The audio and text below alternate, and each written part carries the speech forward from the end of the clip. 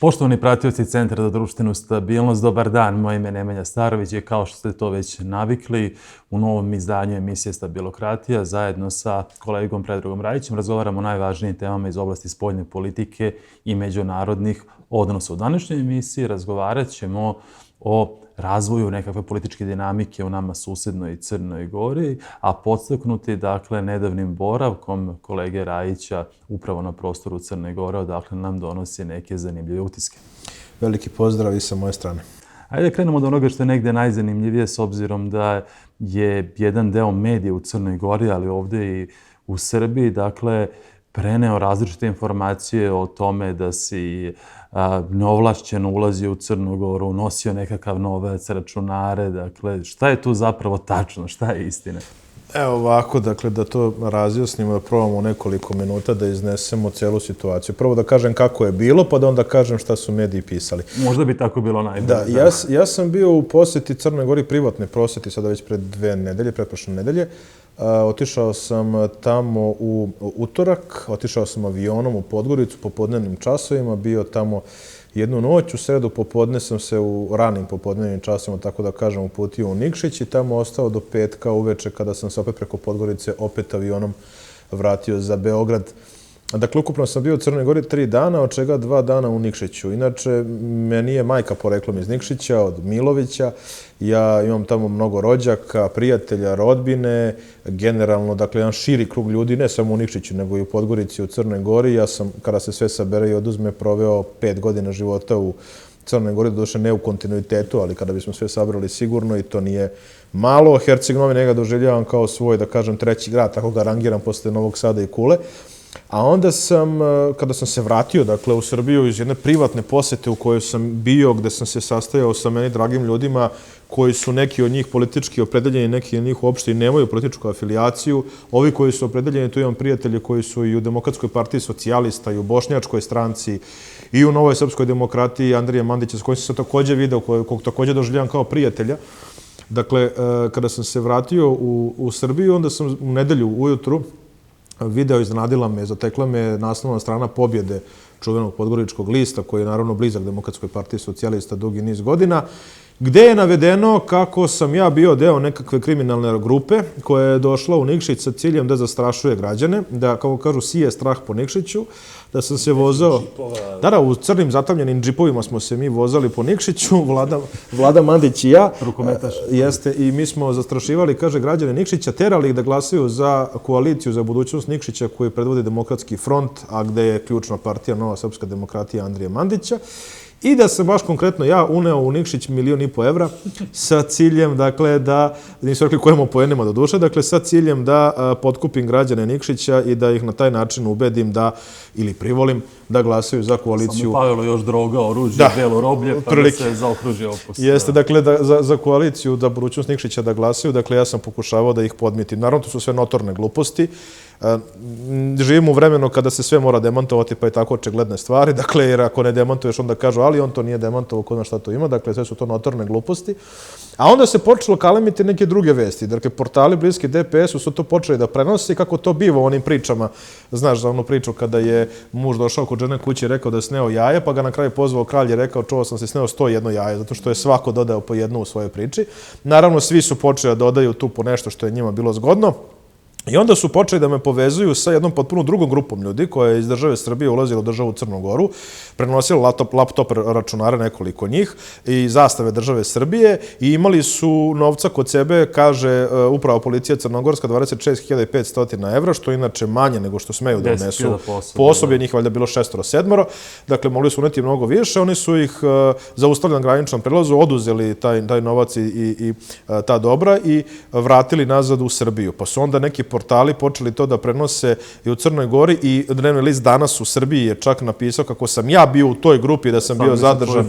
Moju fotografiju, što je jako... Bez da su pitali za komentar uopšte. Neverovatno. Istinitost te tvrdnje. Koliko je to nekorektno, da se ne čuje druga strana, samo su stavili moju sliku i napisali da sam ja bio u toj grupi koja je privedena i pretresena, što je notorna glupost. Mene niko, to isto hoću da naglasim, niko me nije ni privodio u Crnoj Gori, niko me nije ni pretresao. Normalno je se došao preko aerodroma, otputovao nazad. I otišao.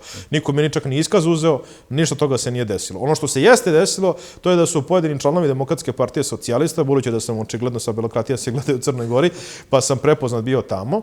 Dakle, da jesu pojedinci, u tome sam obavešten neformalno, podnosili krivične prijave protiv mene, ali da je tužilaštvo odbacilo te prijave. Dakle, to je do mene došlo. Ništa formalno se nije to odvijelo, niti iko mene ikada iz crnogorskih vlasti tim povodom kontaktirao, bilo kad sam tamo boravio, bilo kad sam se vratio. Dakle, i to da razjasnimo. A onda se tu povela neka treća priča koja je skopčana, o kojoj ćemo malo kasnije govoriti, o deportaciji 8 građana Srbije iz Nikšića, koja je opet svojevrsni skandal. Samo da zaključimo ovu temu mog boravka tamo. Dakle, od jedne privatne posete se napravila zapravo jedna kompletna, dakle, jedan medijski spin. Ovo je baš klasičan primjer onako školski medijskog spina. I zavrtilo se to i postalo je tema u Crnoj Gori i određenim medijima u Srbiji koje to razvlačava već nekoliko nedelja, bez, kako si to lepo primetio da me pitaju za mišljenje, iako je radiotelevizija Crne Gore bila daleko korektnija, na primjer, od Dnevnog lista Danas, pa su me kontaktirali sa ciljem da pokažu neku vrstu objektivnosti i uzeli su moju izjavu koju su prilično verno preneli u drugom dnevniku udarno, dakle u drugom dnevniku radiotelevizije Crne Gore, prilično su je verno preneli, tako da s te strane mogu da kažem bili su maksimalno korektni. Iako se ta tema vrtila i danima pre i posle toga na neke druge načine, pa se Žarko Korać, bivši predsjednik Socijaldemokratske unije, sutradan javio opet u drugi dnevnik radiotelevizije Crne Gore i rekao otprilike više nego očigledno šta je Rajić tamo radio. Sad, budući da je on iskusan političar i profesor, on nije hteo da, i psiholog, on nije hteo da kaže Rajić je radio to što vi kažete, nego više nego očigledno, pa svako može zaključi ono što on hoće. Da. Ajde odmah samo dovežemo ovo što je spomenuo, dakle, deportacija 8 građana Republike Srbije. O čemu se to radi? A potpuni skandal. Dakle, 8 građana Republike Srbije koji su iz Niša, iz Novog Sada, iz Beograda, iz drugih gradova, su tamo imali uredno prijavljeno boravište, plaćeno boravišnu taksu, imali su ugovore o delu, ugovore o radu, oni su za potrebe izbornog štaba Koalicije za budućnost Nikšić radili neke tehničke stvari. Dakle, oni su im pripremali fajlove, Excel, tabele, otprilike neku vrstu... Dakle, to je uobičajeno i kod nas tokom izborne kampanje se angažuju volonteri koji su plaćeni, a nekakvim honorarom za svoj rad. Pa tako, ili profesionalci, ne moraju biti, znači dovedete profesionalci koje platite da bi vam napravili neku računarsku mrežu, call centar i sve drugo, jer prosto lakše vam je tako nego da sami lutate, dakle, i da gubite vreme i energiju i resurse na nešto s čim nemate iskustva. Dakle, po svom viđenju to je sve bilo legalno, postojali su ugovori o autorskom delu ili ugovor o delu. Da, nisam čitao ugovor, mada je prijavljeno boravište. Nova Srpska demokratija objavila sve te, dakle, podatke i sve te ugovore i boravište prijavljeno, savršeno legalno su boravili tamo. Po osnovu su ljudi poterani? Pa po osnovu političkog nasilja. Tu nema to osnova nikakvog zakonskog, to je političko nasilje. Oni su proterani, deportovani morali su u roku od 48 sati da napuste teritoriju države Crne Gore, a njihov, dakle, otprilike obrazloženje uprave policije je bilo u pravcu da su oni tu da bi uticali na izbornu volju građana Nikšića, da je to nedopustivo mešanje susjedne države u stvari, unutrašnje stvari države Crne Gore. Sad kad vidite kompletan kontekst, dakle, činjenicu da su neki građani Srbije iz Beograda zaustavljeni na granici sa Crnom Gorom zbog toga što u automobilu bio jedan od funkcionera gradske uprave Beograd, znači, samo to moja krivica bila, da su ovi građani iz Niša i Beograda i Novog Sada proterani iz Nikšića kasnije, a sve je počelo od mene i od spina koji je bio upućen i usmeren ka Vladi Mandiću i meni. Znači, pravi se jedna konstrukcija koja kaže, eto, Vlada Mandić iz Republike Srpske, pa se pominjao Igor Dodik kao sin Milorada Dodika. Mene su pitali na RTCG da li sam bio s njim u društvu. Ja sam rekao možda i jesam, da ne znam da je to taj čovjek, jer ja ne znam kako on izgleda. Nikad se nismo u životu upoznali, ali nisam bio u njegovom društvu, jer znam s kim sam bio u Nikšiću. Viđao sam se samo sa ljudima koje ja lično poznajem. Vladu Mandića sam upoznao pre 4 godine, pre toga ga nikad nisam video, ni posle toga ga više nikad nisam video, pogotovo ne u Crnoj Gori, a eto, ispalo smo se mi vozali u istom džipu i delili pare. Dakle, sve to kad se stavi u jedan kontekst vam govori da su oni hteli da iskoriste činjenicu sve narodni poslanik u Skupštini Republike Srbije, da predstave kako, eto, velikosrpska hegemonija se vraća na velika vrata u Nikšić, govorimo sad o DPS-u, to je njihova mantra, vraća u Nikšić, da velikosrpska hegemonija želi da zavlada ponovo Crnom Gorom, da je Nikšić DPS-ov Stalingrad, budući da je simbolički važan jer je rodni grad Mila Đukanovića, grad u kom su oni u kontinuitetu na vlasti od 1997. godine i ranije na ovamo, nikad nisu bili u opoziciji. A i nekako dobro reprezentuje ukupno biračko telo Crne Gore. A drugi je po veličini u Crnoj Gori. I sve to govori zbog čega je njima Nikšić toliko važan i bitan i zašto oni tamo žele da pojedinačno makar budu najjači. Čak i da ne formiraju vlast nakon izbora, bitno im je da budu pojedinačno najjači, da pokažu da je DPS i dalje tu negde na površini. I onda im zgodno ovo dođe za mobilizaciju njihovog biračkog tela, kao nekakav dokaz. Eto, vidite šta rade, dovode nam iz Beograda, Banja Luke, Novog Sada, Niša, ljude koji se bave politikom, koji žele da promene političku strukturu u Crnoj Gori i zbog toga su i meni prikrčili određene i u pobjedi u tim portalima bliskim DPS-u određene titule, pa su rekli da sam ja glavni ideolog srpskog sveta u Crnoj Gori i zastupnik velikosrpske hegemonističke političke ideje, što nisam znao kako da doživim, da li kao pohvalu ili kao uvredu, šta su oni hteli time zapravo da mi kažu, ali interesantno da to upućuju ka meni, tu vrstu oštrice, iako sam, moj je sud takav, sad mogu to i drugi da kažu, bio izuzetno obazriv kada je reč o Crnoj Gori. Ja kad su počele litije, sve vreme sam apelovao na mir, govorio sam da je najvažnije da nema usija ni glava, da je najvažnije ne slati neke otrovne poruke odavde, da treba da se čuva stabilnost u Crnoj Gori. Nikada nisam ugrožavao i negirao i pozivao na likvidaciju crnogorske državnosti. Nikada nisam negirao pravo građanima da se kako oni žele nacionalno osjećaju i nisam negirao postojanje crnogorske nacije. Šta više, ulazio sam tu s nekim našim prijateljima i u konflikt jer sam ja govorio da je to datost i to prosto mora da se prihvati kao činjenica i u Srbiji i u Crnoj Gori.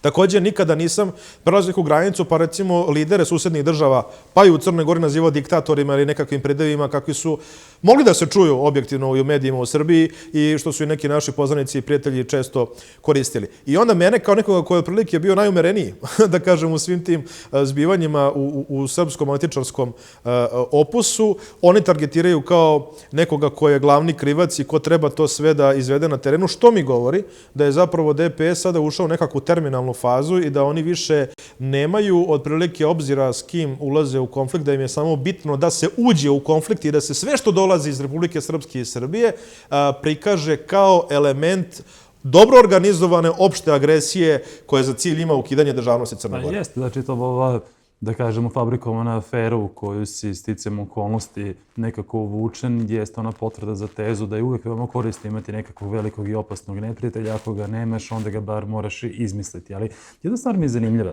Dakle, kada smo govorili pre nekoliko minuta o tom slučaju 8 državljana Srbije koji su protirani iz Crne Gore, rekao si da se radi o nekakvom političkom nasilju. Sad, ko sprovodi to političko ili upravno nasilje, ajde u nekakvom užem smislu, budući da imamo, dakle, na sceni već nekoliko meseci novu vladu u Crnoj Gori? Sprovode oni koji su na vlasti. Sprovode Zdravko Krivokapić, Dritan Abazović i, možemo reći, posredno Milo Đukanović, mada čak bih sad njega izuzeo ovde iz prvog tog reda, iz ešalona. On je predsjednik države, nema ovlašćenja direktno nad policijom, policija je pod ingerencijama vlade. On jeste predsjednik Demokratske partije socijalista i jasno je da njegovi kadrovi i dalje imaju ključnu reč u mnogim strukturama u Crnoj Gori, ali izvinite, molim vas, Dritan Abazović je neko ko je potpredsjednik vlade zadužen za sektor sigurnosti i bezbednosti, dakle, u Crnoj Gori. On se hvalio da je bio na čelu operacije hapšenja Brana Mićunovića, koji je, uzgled bude rečeno, pušten nakon 2 dana. Ali on rekao da je bio na čelu te operacije. Znači, da nije baš da Dritan bez uticaja na policiju Crne Gore. To sad zapravo govori o odnosima unutar struktura vlasti Crne Gore, kada imamo činjenicu da se radi o ljudima, dakle, ove 8 ili 8 ljudi koji su zapravo bili angažovani od strane Nove srpske demokratije, je li tako, koja čini najveći poslanički klub nove vladajuće većine i pruža podršku vladajućoj koaliciji, odnosno vlade Zdravka Krivokapića, a da po tvojoj tvrdnji, dakle, upravo gospodin Krivokapić i gospodin Abazović sprovode politički program. Direktno stoje iza toga, jer, kažem, samo saberimo 2 i 2. Jasno, ali što nam to govori o odnosima unutar vladajuće koalicije? Pa govori nam to, dakle, da je ovo manjinska vlada URE. Da je ovo manjinska vlada URE koja je bila formirana po diktatu Dritana Abazovića. On je insistirao na tome da u vladi nema političara, da su samo eksperti, pa je onda on kao političar ušao u vladu. Zatim govori nam to da imamo Zdravka Krivokapića, mada nisam puno porešio sada, Zdravka Krivokapića koji je na čelu vlade Crne Gore, koji od kako je stupio na tu funkciju zapravo, ili kako je bilo očigledno da će biti predsjednik vlade, dok je bio mandatar, slao vrlo nezgodne i, rekao bih, nesuvisle opaske kada je reč o predsjedniku Srbije Aleksandru Vučiću, što uopšte nije bilo u skladu sa onim što oni promovišu kao politiku nove vlade, to je neka vrsta približavanja Beograda i Podgorice. Kao i to da nije siguran da li je bolja prvo postati Beograd ili Prištinu. To mi je nekako zaparalo uši. Pa i ono što je i nisi jedini, naravno, i ono što je najvažniji, vjerovatno, moment, a to je da nisu želeli da povuku odluku prethodnih vlasti koja je doneta nekoliko dana pre. 4 dana pre. Tako je, pre dolaska novog ministra spoljnih poslova na čelo. a to je odluka da se ambasador Srbije, njegova ekscelencija Božović, na pravdi Boga protera iz Crne Gore, iako je Srbija donela recipročnu odluku i odmah je povukla, baš zbog toga da bi dala tim presedanom mogućnost Crnoj Gori da isto učini. Oni su to odbili i oni su istakli da će zapravo njihova politika biti politika, spoljna politika kontinuiteta sa DPS. U tom konkretnom slučaju sad postoje različita viđenja oko toga da li je zapravo proterivanjem, proglašavanjem, dakle, gospodina Božovića za personu non grata u Crnoj Gori zapravo ukinut je Greman i da li bi postojala potreba da se nakon ukidanja te odluke Ministarstva spoljnih poslova zapravo izradi novi Greman koji bi morao da potpiše predsjednik Crne Gore Milo Đukanović, ali činjenica je da Krivokapićeva vlada i Ministarstvo spoljnih poslova u toj vladi nisu učinili nijedan korak u tom pravcu koji bi barem pokazali svoj stav. Dakle, pa makar ne mogao da se materializuje bez potpisa Đukanovića. On ne bi mogao da se materializuje bez Đukanovića, ali oni nisu ni pokušali to da učine, da se ograde pa da kažu ovo je bio besmislen jedan akt, mi se od njega ograđujemo, mi želimo da se Božović vrati, da sve što mogu učine, da bi dokument došao kod Đukanovića na sto, pa neka on kaže neću da potpišem Agreman i to bi se izvesno desilo. Međutim, ovde su se oni politički svrstali na istu stranu sa Đukanovićem, čak i Krivokapić negde izjavio otprilike kako je ta izjava ambasadora Božovića bila neprimjerena. Iako i on isto tu izjavu dao u kampanji, a reč je o izjavi da je srpska vojska 1918 oslobodila Budvu, što je istorijski tačno, ti si istoričar, da Budva je bila pod austrougarskom okupacijom. Mi se tu čak ne pričamo ni o Cetinju, pa gde možete da se sukobljavate oko toga, jer je Cetinje bilo glavni grad zasebne države, pa onda imate te stavove. Ako srpska vojska nije bila oslobodilačka, po toj logici Austro-Ugarska nije bila okupatorska. Pa tako je, dakle, mi kažem, možemo na Cetinju da vodimo tu polemiku da li je i kakva ta, dakle, istorijski kontekst kakav je bio. Jer tu imate one koji kažu, dobro, nas su Austro-Ugari okupirali, pa su nas reokupirali Srbi. To je neki narativ koji ćete čuti na Cetinju. Ali imate Budvu koja nije uopšte bila deo Crne Gore i gde Austro-Ugari bivaju proterani odande, srpska vojska ulazi kao sila pobednica, sila koja ulazi u Antantu, gde se sada pokušava to sve krivotvoriti. Potreba trošimo vremena, to stvar je prosto više nego očigledna, jasna, ali nije jasna i nije očigledna onima koji su na vlasti u Podgorici, to je ono što je problematično i ta serija poteza vam govori da Dritan Abazović i ono što imamo, dakle, oko njega, taj koncern Vijesti, dakle, i Ivanović i Rakčević. Možda malo to da pojasniš, dakle, našim pratiocima. Koja je politička težina, dakle, grupacije oko koncerna Vijesti i ko čini tu grupaciju? Da, to je takozvana druga familija u Crnoj Gori. Šta to znači? To je druga familija Perovića. Oni su zajedno sa Đukanovići. Naravno, Đukanović i Perovići su 1997. godine definitivno krenuli u proces formiranja nezavisne Crne Gore. Još ranije su doneli tu odluku, ja mislim, još 1994. ali to je sada za polemiku. Od 1997. oni kreću u tu operaciju i tu je bila jedna zgodna simbioza zapravo tada, pa baš pomenute pobjede koja je bila Vladin list, je li to može u američkom smislu da vidimo i DPS-a i Vijesti koje tada nastaju kao jedan, kako su ga nazivali, nezavisni dnevni list. Nezavisni dnevni list koji je bio finansiran od strane te familije Perović koja je stajala iza njega i koja je sprovodila apsolutno istu politiku podrške Milu Đukanoviću i DPS-u. Tad ste imali 3 dnevna lista u Crnoj Gori u principu, dakle Pobjeda i Vijesti koje su bila na jednoj strani i Dan koji je bio opozicija naklonjen SMP-u i, da kažem, nekoj jugoslovenskoj opciji. E sad, 2006. godine dolazi do referenduma, Crna Gora postaje samostalna i naravno, kako to obično biva, pobednici ne mogu svi biti podjednako zadovoljni, Đukanovići preuzimaju potpunu vlast, dakle, nad Crnom Gorom, za razliku, i uopšte, kad kažem Đukanović, mislim na čitav taj klan koji je bio okupljen, dakle, jeste okupljen oko Mila Đukanovića, a familija Perović nije zadovoljna time što se dešava i Miško i cela ekipa, dakle, pokušavaju tada da naprave jednu vrstu otklona i otprilike sve otvorenije šalju poruke Đukanovićima da ne može tako, da su oni prisvojili suviše vlasti u Crnoj Gori, da su se oni zajedno borili, nisu dobili dovoljno za uzvrat, da su smatrali da moraju biti negde podjednako moćni i oni tada, negde 2007. na 2008. godinu, otprilike i u slično vreme pokreću i televiziju Vijesti, prave jedan kompletan koncern, televizija Vijesti postaje najgledanija televizija u Crnoj Gori, to ubedljivo, i oni vode politiku kritike DPS-a sa građanskih pozicija. Dakle, oni kritikuju DPS u kontinuitetu i podržavaju sve one opcije koje su ideološki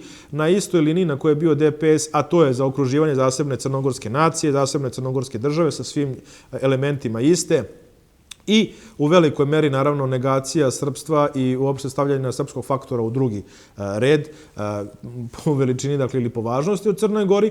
Ali ono što je... o manjim političkim strankama koje nastupaju sa suverenističkih pozicija i određenim strujama ili strukturama unutar DPS-a, a sve u sklopu onih pokušaja, dakle, da se Đukanović ipak nekako gurne u drugi plan, koji su bili neuspešni. Konkretno su oni tada počeli da podržavaju PZP, dakle, u jednom momentu Nebojše Medojevića, Pokret za promjene, koji se 2009. godine cepa i odlazi u drugom pravcu, Medojević u jednom pravcu, oni koji su ga napustili, koji su bili bliski upravo tim idejama u drugom, pa se onda formira pozitivna Crna Gora, Darka Pajovića, koja je iznikla iz tog nevladinog sektora. Svima njima imanentno bilo to da su bili na tvrdo crnogorskim pozicijama, a da su, kad govorimo nacionalno, dakle, pozicijama, a da su insistirali na tome da je Đukanovića vlast korumpirana i da takva Crna Gora ne može biti deo zapadnog sveta, što je svima njima negde krajnji politički cilj. Krajnji izraz te ideologije jeste pokret URA. URA nastaje, dakle, kada je došlo do cepanja u pozitivnoj Crnoj Gori, zapravo iz URE su iznikli, dakle, mnogi lideri i Bojanić, koji je bio kandidat za predsjednika države Ujedinjene opozicije, prošli put pa izgubio Đukanovića ubedljivo, sada je član vlade, kao i Dritan Abazović, koji je negde bio percipiran kao idealan da u političkom smislu artikuliše to zašto se koncern Jesti bori i ključni politički... Etnički Albanac, sarajevski đak, pola familije u Beogradu, dakle, neke poveznice sa najbrojnijim zajednicama. Jeste, dobro govori srpski, dobro govori albanski, veoma obrazovan, politikolog,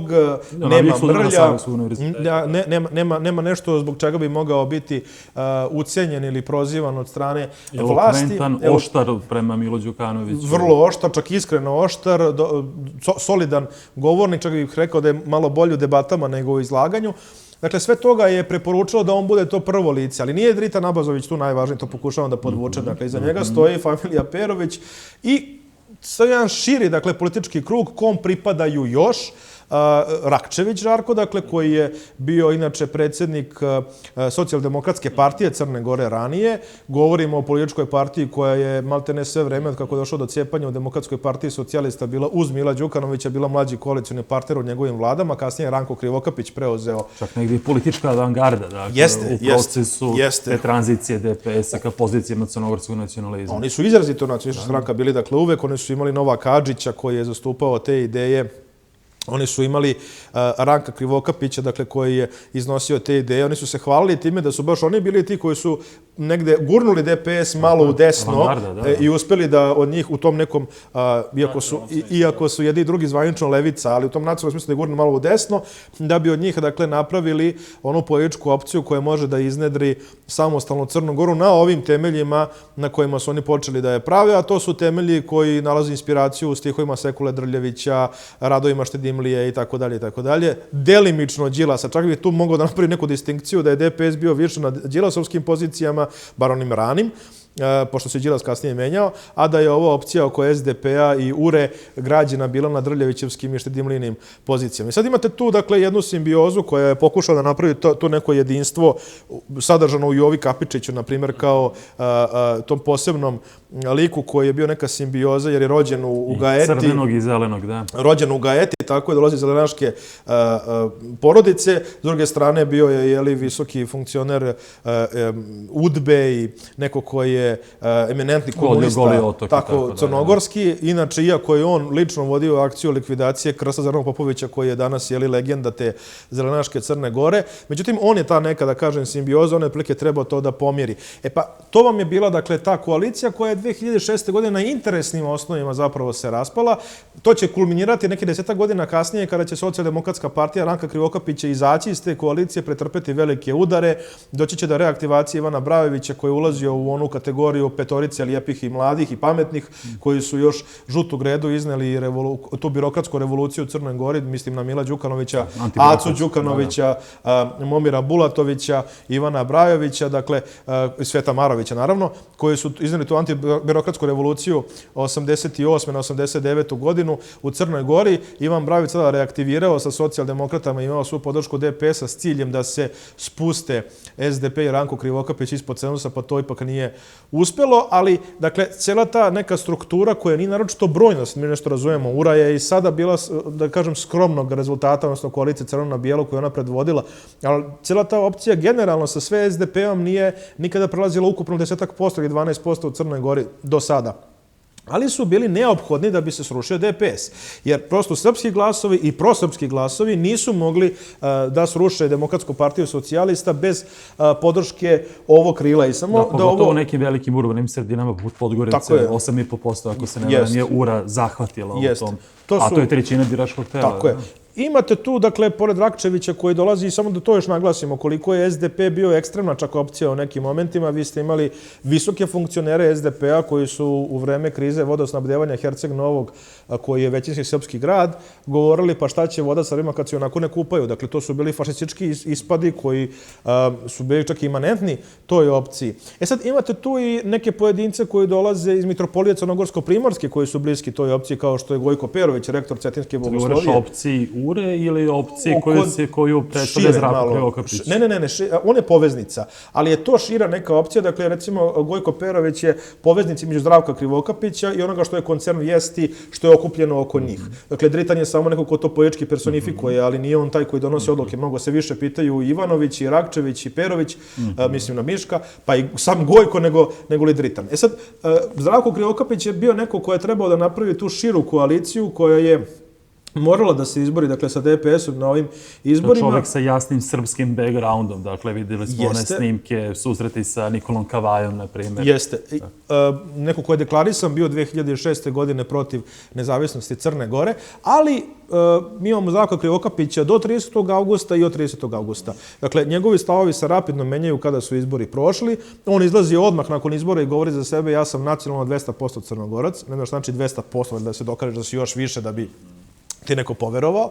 I onda, mada opet kažem, svako ima pravo se osjeća kako hoće, ali je to zanimljivo. Ali sad govorimo o tom raskoraku između onih poruka koje su saopštene pre izbora i pogotovo kada govorimo o strukturi glasača koji su dali podršku toj listi koje je Zdravko Krivokapić predvodio. I Zdravko Krivokapić počinje da se više pomera ka pozicijama koje su bliže njegovom prezimeniku i saplemeniku Ranku Krivokapiću. Znači, ide više u tom pravcu s ciljem da pokaže kako on nije neko ko će da ugrožava državnost Crne Gore. Evo, videli smo sada njegovu, ali nije da mu to baš prolazi njemu lično, zapravo nikako. On takvom svojom politikom neće nikada privoleti one koji su na pozicijama crnogorskog nacionalizma, a izgubit će sve one koji su na pozicijama integralnog srpstva ili imaju snažan srpski predznak. Očekuješ li da formira svoju političku stranku? Vrlo verovatno u nekom momentu da, ali budući da je on već, ja bih rekao, okasnio, da njegova popularnost generalno pada, da su njegovi potezi za one koji su glasali za koaliciju za budućnost Crne Gore koju je on predvodio potpuno neshvatljivi. Vi imate njega koji je zapravo isplivao tu zahvaljujući bliskosti sa mitropolitom pokojnim Amfilohijem Radovićem, a da onda on lično bude na čelu vlade koja ponovo uvodi sankcije Rusiji, iako je, sećamo se, pokojni mitropolit govorio, proklinjao da Bog da živo meso otpadalo od onoga ko krenuo na bratsku Rusiju. Dakle, to nije nešto što on može da objasni biračkom telu koje ga je tu dovelo. Druga stvar, ušao je u otvoreni rat i sa liderima, sa gotovo svim liderima sem Milačića, dakle sa svim liderima koalicije za budućnost Crne Gore. Ajde to možda da nam pojasniš, šta znači otvoreni rat? Kako ne? On je insistirao na tome, dakle, da se svi uslovi građanskog pokreta URA ispune. Uključujući i onaj da se... Ekspertska vlada. Tako je. To, uključujući i onaj da se u dokumentu koji su potpisali Bečić, Krivokapić i Abazović upiše da Crna Gora neće povlačiti priznanje nezavisnosti Kosova. Ne znam šta mu je to trebalo i što je na to pristao. Pazite. Koalicioni sporazum, onaj prvi, što je dan ili dva posle izbora potpisan u originalu na nemačkom i engleskom jeziku. Tako da bi svi videli. Ali pazite, ja mogu to da razumem donekle. Dakle, govorili smo mi o tome i ovim emisijama i ti si tog stava. Niko od nas nije očekivao će Crna Gora povući priznanje nezavisnosti Kosova jer prosto nema dovoljno ruku za tako nešto u Crnogorskoj skupštini. Ali zašto je Crna Gora morala da bude jedina država na svetu koja je 2 puta priznala Kosovo time? Dakle, to je jedan potez koji ne može da bude shvatljiv biračima koji su glasali za njega i koji su, usuđujem se reći, 100% protiv nezavisnosti Kosova. Svi oni koji su glasali za tu koaliciju, teško da ćemo jednog naći koji bi bio za nezavisnost Kosova. Pa, uključujući samog Krivokapića do izbora. Dalje, imamo njegov odnos koji je prilično arogantan prema liderima koalicije za budućnost Crne Gore. On sa njima ne komunicira.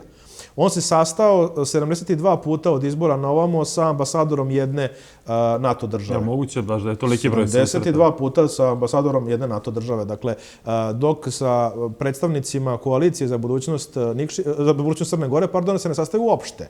Druga stvar, on ne pokušava da, ne želi da promeni neke kadrove, da kažem, koji su zatečeni iz DPS, već je na određene pozicije u svom kabinetu lično postavio neke kadrove koji dolaze iz tih struktura koji su bili bliski DPS. Čini mi se da je to negde suština, jer prateći javne nastupe, dakle, i izlaganja lidera Demokratskog fronta i ostalih političkih organizacija koje su činile tu koaliciju za budućnost Crne Gore, ja sam stekao sljedeći utisak, a to je da su oni svesni da na ovom planu magistralnim pravcima spoljne politike ne može doći do brzih promjena, ali da čini mi se da je sam Andrija Mandić rekao da daje Zdravku Krivokapiću, njegovom kabinetu, ne 100, već 200 dana za to da krenu sa demontažom te piramide vlasti Mila Đukanovića i njegovog režima. I da je to zapravo jedino što je sadržano u tom horizontu očekivanja od Krivokapića i njegove vlade. Da li tu ima bilo kakvih pomaka? Očigledno nema. Kako može da ima pomaka kada proteraju građane Srbije iz Nikšića? Pa ovo vam je eklatatan primjer. Dakle, nema nikakvog pomaka. Bilo nekakvih personalnih promjena na čelu policije? Bilo je što je moralo da bude, ali evo kako se ponašaju te službe sada. Dakle, i pod čijom se one kontrolom zapravo i za čiji račun rade. Ja ne mogu tu da aboliram ni Abazovića, ni Zdravka Krivokapića. Dakle, ne možemo da sve sada krijemo samo Đukanovića. Nema on tu polugu više vlasti u svojim rukama. Definitivno mu to svojim nečinjenjem omogućavaju, dakle, Krivokapić i Abazović, ili činjenjem to također rade. Ne želim da kažem da to rade u dosluhu sa njim, ali rade na isti način s ciljem da Demokratski front ne bude najjača politička opcija u Crnoj Gori. Kako tumačiš to hapšenje i naprasno puštanje posle 2 dana Brana Mićunovića? Pa to je bilo marketinški potes. Dakle, Abazović je hteo da time prikaže kako je on moćan, kako se promijenila situacija u Crnoj Gori, neko čije se ime nije smelo izgovarati, eto sada priveden. I onda se upota i on pustio. Vijesti su to objavile na naslovnoj strani kada je uhapšen, kada je pušten, to otprilike nigde nije ni objavljeno. Samo su želeli da se stvori utisak. Nikakav predmet, nikakva optužnica, priveden zbog nošenja oružja. Čak ne on, nego... Pa je telokranitelj priznao da je njegovo oružje. Da, čak ne on, nego je lice sa njim u automobilu imalo pištolj kod sebe. Zašto? Valjda ima dozvolu, ali nije imao dozvolu da ga nosi. Otprilike neka... posjedovanje ne za nošenje, da je jasno. Neka birokratsko, dakle, pravna stvar, apsolutno bez ikakvog dubljeg osnova je tada bio priveden i mislim da je to bio čist marketinški potez Ritan Abazović koji je se delimično uspeo i on uživa prilično visoku popularnost u srpskoj populaciji u Crnoj Gori, a naročito u Srbiji.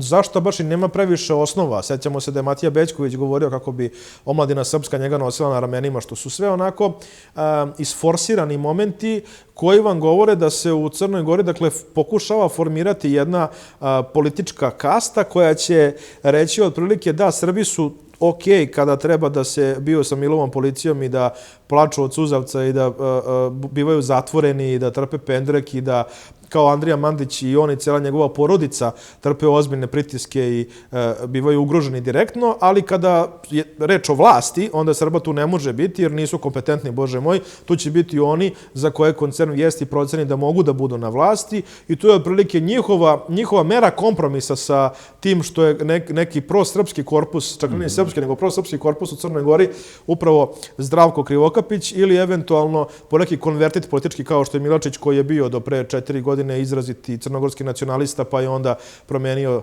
svoje stavove za 180 stepeni, a sada je opet, dakle, neko ko jedini politički zapravo podržava Krivokapića i ako se on bude i angažovao politički, pretpostavljam da će to biti zajedno sa Milačićem, će praviti tu neku strukturu i tu neku opciju koja će pokušati zapravo da uštine po neki glas iz srpskog korpusa, jer oni ne mogu očekivati glasove crnogorskih nacionalista. Što bi neko ko je crnogorski nacionalista glasao za bilo koga drugog, sem za DPS ili eventualno SDP, a što bi neko ko je crnogorski građanista glasao za bilo koga drugog, sem za URU ili možda još po neku političku opciju, dakle, koja postoji na tom krilu, koja je manja. Prema tome, oni nemaju gde da traže svoje glasove sem u srpskom ili prosrpskom, dakle, biračkom telu, koje ima potpuni ili delimični srpski identitet. I to jeste ono što je sada najveći izazov zapravo za Srbiju u Crnoj Gori, to je razbijanje tog korpusa koje je napravljeno bilo 30. augusta i zato je važno i Krivokapiću, i Abazoviću, i Đukanoviću da u Nikšiću ne bude koalicija za budućnost Nikšića koju predvodi Nova srpska demokratija najjača, Zato im je važno da čak i DPS, i na to bi pristali i Krivokapić i Abazović, to neće naravno reći nikad javno, da bude pojedinačno najjači, jer znaju da ne mogu da formiraju vlast. Nakon izbora neće imati koalicioni kapacitet, ali im je ta koalicija koju DPS bude predvodio biće malo šira, verovatno. Čak im je i to prihvatljivija opcija da oni budu pojedinačno najjači, samo da ne ispliva DF kao ključna struktura, jer kad bi se to desilo, onda bi bilo potpuno neodrživo da imamo ovakvu vladu u kojoj nema predstavnika srpskog naroda, sem možda jednog ili dva ministra koji su to donekle, dakle, gde nema konkretnih politički profilisanih predstavnika srpskih političkih opcija i gde bi prosto moralo dođe do određenih promjena. Ja mislim da je crnogorska nova vlada zapravo ispunila, kada je iz srpskog ugla gledano reč, svoju svrhu postojanja, samim tim što DPS nije formirao vladu i što je ovaj zakon o slobodi vjeroispovesti koji je bio usmjeren protiv Srpske pravoslavne crkve izmenjen na način na koji se to tražilo, iako je Nova srpska demokratija tu imala mnogo bolji pristup, pa je tražila da se donese novi zakon i da se prethodno potpiše sporazum sa Srpskom pravoslavnom crkvom na način na koji je to učinjeno sa ostalim verskim zajednicama, ali URA na to nije želela da pristane, to također govori mnogo, znači na to nije želela da pristane, već su samo želeli da pristanu na izmenu zakona da se imovina Srpske pravoslavne crkve ne otima. Ja mislim da sve drugo što su nadanja srpskog naroda od Crne Gore neće biti ispunjeno i da ćemo pre ili kasnije morati doći u neku situaciju u kojoj će se postaviti pitanje daljeg opstanka ovakve vlasti. A to sam želeo da te pitam, kakve su po tvojoj procjeni perspektive opstanka, dakle, ove vlade Zdravka Krivokapića? Naravno, čini se svima da će se čekati ishod rezultata izbora u Nikšiću tokom marta, idu posle izbora u Herceg-Novom i u nekim drugim opštinama. Ključni moment koji će se čekati ili se neće čekati jeste sprovođenje popisa stanovništva koji ne moramo razlagati zbog čega je zapravo važan. Međutim, vidimo da u svim državama regiona od Srbije pa nadalje se taj popis planiran za prolećne mesece negde odlaže za drugu polovinu godine. Sada čini mi se da jedino Severna Makedonija nije donela odluku o odlaganju popisa stanovništva. Po tvojoj procjeni, koji je nekakav životni vek trajanja ovog kabineta Zdravka Krivokapića? U ovoj konstelaciji sa ovom podrškom nije naročito dug, ali ono što može da se desi u nekom momentu jeste da ukoliko zaista Demokratski front dovoljno ojača i ukoliko dođe do političke procjene da ovakva vlada jednostavno ne ispunjava minimum očekivanja srpskog naroda i srpskog političkog faktora u Crnoj Gori, da se ide na vanredne izbore, ne bih se iznenadio da dođe do neke vrste saradnje između i dalje naokrenjenog bloka Demokratske partije socijalista i njoj srodnih partija. Evo, Raško Konjević izabran za predsjednika SDP-a i rekao će sarađivati sa opozicijom prioritetno. Dakle, možemo da govorimo i dalje o bloku od 40 poslanika, on se nije okrnio. Ne bih se iznenadio da tu dođe u nekom momentu do saradnje između, recimo, građanskog pokreta URA i te opcije sa ciljem da se spreči jačanje Demokratskog fronta, ergo srpskog faktora. Jer to je za njih zapravo najveća noćna mora. Vi čitajte u vijestima šta Željko Ivanović piše, kako su to pisma, on piše otvorena pisma Milu Đukanoviću u svojoj kolumni u stvari, gde on govori o tome: Milo, ovde si bio u pravu, do tada si bio u redu, a onda si počeo da grešiš i ovde si napravio ključne pogreške, otprilike želi da mu kaže vrati se na pravi put pa da možemo da radimo ponovo zajedno. Dakle, to su neki, čak ako, ja se ne bih se nadio ni da sam Dritan Abazović to ne želi, on personalno, on je sada u vladi, nije poslanik, a Rakčević, na primjer, jeste. Dakle, ili Božana Jelušić i drugi. Dakle, da tu može doći do određene vrste saradnje, a sve pod firmom odbrane državnosti Crne Gore od velikosrpske agresije i hegemonije. Zato i prave ovakve spinove, zato pripremaju javnost na ovakav način. Mislim da oni nisu prosto spremni da se uhvate u koštac sa onim što se naziva hobotnicom u Crnoj Gori, da zaista razmontiraju taj sistem DPS-a i da bi oni bili zadovoljni kada bi Đukanović prihvatio da dođe do preraspodele plena i da se ponovo, dakle, napravi neka nova većina na tim pozicijama. Misliš da su veće šanse se formira drugačija većina u postojećem sazivu parlamenta nego li da dođe do novih vanrednih izbora? Podjednake su šanse. Ja bih rekao, u ovom momentu su potpuno podjednake šanse. Ne treba tu isključiti ni faktor drugih opcija kao što su demokrate koje su također vrlo oštećene ovakvim razvojem situacije jer su negde percipirane kao nedovoljno crnogorska opcija iako dolazi iz nekog prosrpskog, dakle, bloka jer su bivši SMP, deo jedan SMP-a, a sada, iako se trude da dokažu da su privrženi idejama građanske Crne Gore, još uvijek ih taj blok oko koncerna Vijesti ne prihvata do kraja kao svoje. Zato je Nikšić jako bitan i DPS je zapravo paradoksalno u pravu u celoj ovoj kampanji koja je vođena gde sam ja bio meta oko jedne stvari. Nikšić zaista jeste u tom smislu DPS-ov Stalingrad. Jer ukoliko DPS u Nikšiću ne bude pojedinačno prvi, oko toga se samo vodi borba sad. Dakle, ne oko toga ko će da vlada Nikšićem. To su 30-35% manje. Ja sam čitao jedno istraživanje koje je DPS stavljalo na početku kampanje na 37% u široj koaliciji, što nije malo. Ukoliko bi došlo do cepanja srpskog korpusa, a vidimo da Daka Davidović najavljuje će izaći sa svojom listom, da savjetnica Zdravka Krivokapića, koja inače je bila bliska strukturama DPS-a, želi da napravi svoju listu, ne damo Nikšić, koju će verovatno podržati Milačić, samim tim pre ili kasnije i sam Zdravko Krivokapić, koji se već ogradio od koalicije za budućnost Nikšić, je rekao da ne stoji iza nje. Znači, to su još najmanje dve opcije koje žele i imaju neku namjeru da uzmu određeni broj srpskih glasova u Nikšiću. Ukoliko se to desi, to zaista može da predstavlja problem po koaliciju za budućnost Nikšića, jer će biti toliko oštećena da neće moći da bude pojedinačno najjača. I samim tim bi tu bitku za Stalingrad DPS u principu dobio, ili barem je ne bi izgubio u krajnjoj liniji, jer bi mogli da dalje ostanu relevantni na političkoj sceni. Sve drugo, na primjer, ubedljiva pobjeda koalicije za budućnost Nikšića, a ubedljiv poraz DPS-a, na primjer, pad ispod 30%, bi značio da zaista DPS nema političku budućnost i da ova kombinatorika koju sam pominjao, URA i DPS-a, ne može da prođe. Jer bi onda ona izvela jako duboku političku krizu u samoj Crnoj Gori, a bez međunarodnog faktora koji nije pretjerano zainteresovan za odbranu crnogorstva koje je ugroženo od vaskodikog srpstva, otprilike to je neki narativ koji se tamo pominje, bez međunarodnog faktora, kažem, koji ne naseda na te priče i dalje, nije Evropska unija, nije Amerika, čak i nakon promjena administracije u Vašingtonu, oni to prosto ne mogu da izvedu. I to je ono što je njima, da kažem, u ovom momentu suštinski problem i zbog čega još uvijek ne mogu da se odluče na to veliko pomirenje dva stara zapravo krila jedne te iste secesionističke opcije koja je izvojevala pobjedu 2006. godine, pa se onda razišla. Ono što meni je to također zanimljivo i što ću sa pažnjom pratiti kada govorimo o rezultatima izbora u Nikšiću, jeste upravo vezano za ovu izjavu koju si malo pre spomenuo premijera Krivokapića, koji se vrlo jasno ogradio od koalicije za budućnost Nikšića. Pa sad, bit će zanimljivo porediti rezultat koalicije za budućnost Nikšića na izborima u martu sa rezultatima koalicije za budućnost Crne Gore u Nikšiću na izborima 30. avgusta. Ako taj broj glasova bude jednaki, odnosno ne bude manji, to će biti jasna poruka o tome kolika je politička težina samog premijera Krivokapića, odnosno da je nepostojeća. To treba meriti u procentima, ne u apsolutnim brojkama, jer će sigurno biti manja izlaznost nego što je bilo nemoguće da bude ovako mobilisano biračko telo na lokalnim izborima 14. marta u Nikšiću, kao što je bilo na parlamentarnim 30. avgusta prošle godine. Dakle, mora da se meri to u procentima i naravno da će to biti meni jako zanimljivo da vidim.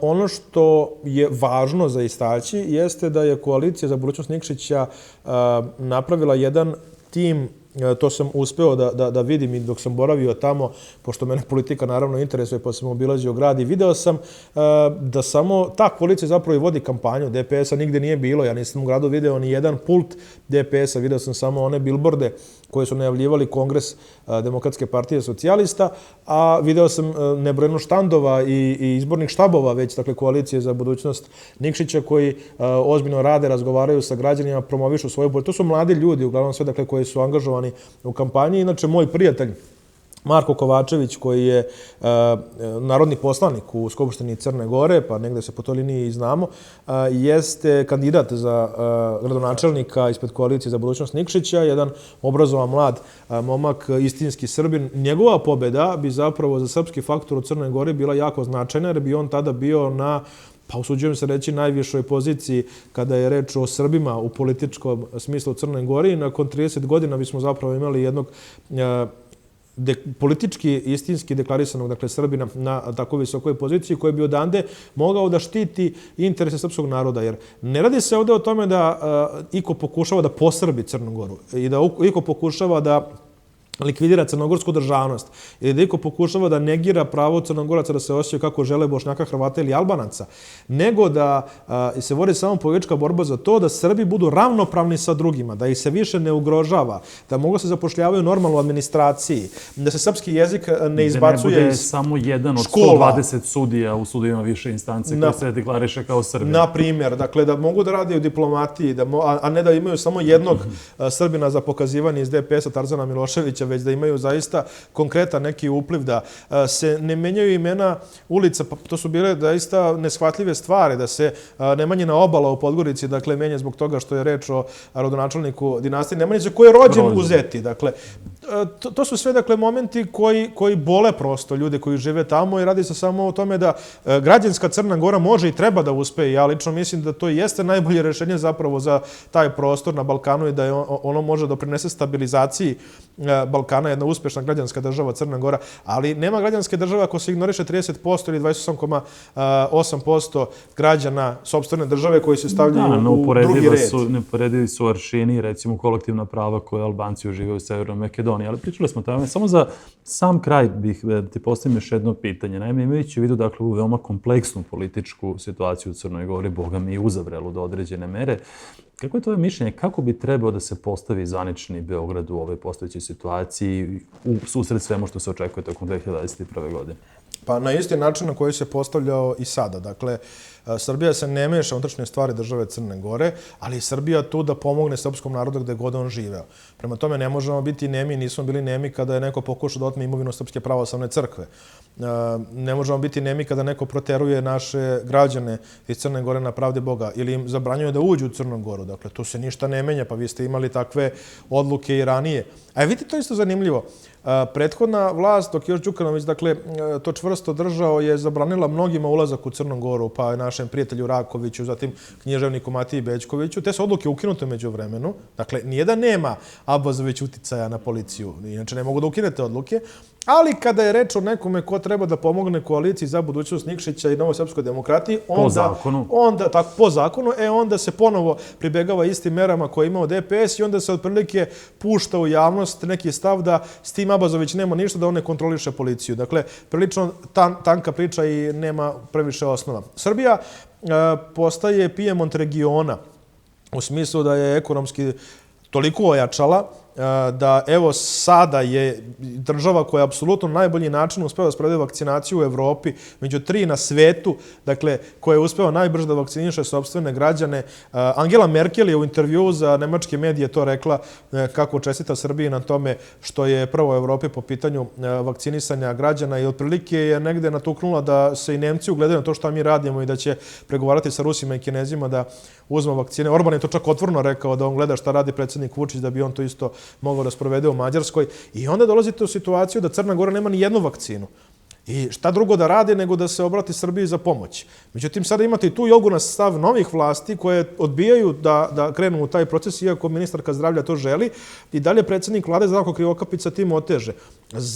Ne mogu da shvatim da neko dovodi svoje građane u problem. Dnevno u Crnoj Gori umire na desetine ljudi od koronavirusa, a vi ne uzimate vakcine, dakle, iz Srbije koje biste mogli da dobijete, kao što je premijer Zaev tražio pa je dobio 8.000 doza, zbog toga što se plašite da bi vas neko mogao nazvati, ne znam, propagatorom velikosrpskih ideja. Pritom to nisu vakcine koje smo mi proizveli, nego smo ih mi kupili od drugih, pa da se sad neko, na primjer, možda koji je paranoičan pokušava da misli kako otprilike pokušavamo da damo nešto što nije adekvatno. Znači, čak ni taj moment zaštite zdravlja nije argument. Kada govorimo o tom kontingentu od 8.000 vakcina koje su otišle u pravcu Skoplja, dakle, to naravno da nije dovoljno za masovnu imunizaciju stanovništva, ali kada govorimo o onom prvom prioritetu, zdravstvenim radnicima koji rade u COVID bolnicama, dakle, barem to može da se sprovede, a to je samo po sebi već od velikog značaja i bilo bi adekvatan nivo pomoći značajni za Crnu Goru. A paradoksalno je da zapravo Skoplje i Tirana čak imaju mnogo zdraviji stav prema integracijama na Balkanu, inicijativi mini Schengena, čak i od novih crnogorskih vlasti.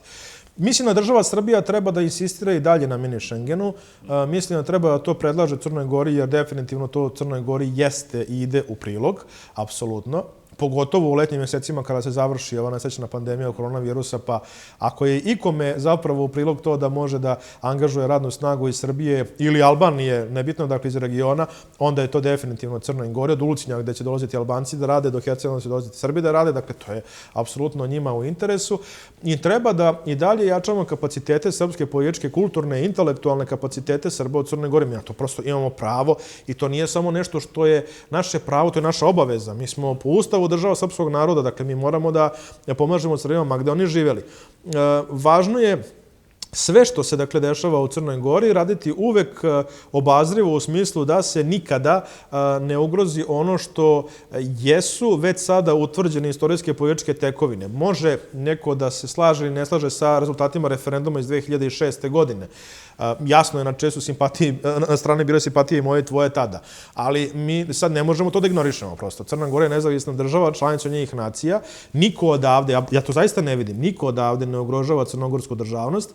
Čak ja mislim, sad ću to najiskrenije reći, da ne bi ni bilo u interesu države Srbije da se ponovo pravi zajednička država Srbije i Crne Gore. Ja bih bio vrlo skeptičan po tom rešenju, čak i da sad u Crnoj Gori preovlada takav stav, nisam siguran da bih ja lično podigao ruku za tako nešto. Ne vidim u tome interes države Srbije. Ne mogu se negirati procesi etnogeneze koje jedan deo populacije prihvatio. Bitno je samo da se usvoje evropski standardi. Mi insistiramo na onome što postoji u Europskoj uniji. Mi insistiramo na onome što postoji u državi Srbiji. Dakle, uporedite pravo koje ima crnogorska nacionalna zajednica u Srbiji i pravo koje ima srpska nacionalna zajednica u Crnoj Gori, a uporedite procenat učešća Crnogoraca u Srbiji i Srba u Crnoj Gori i sve će vam biti jasno. I to kada razgovarate i sa nekim sa zapada, kada to iznosite kao argument, prosto ne može da se ne složi sa tim. Ili da uzimamo Severnu Makedoniju, uzimamo nekoliko procenata nemačkog stanovništva u Belgiji, recimo, kao primjer.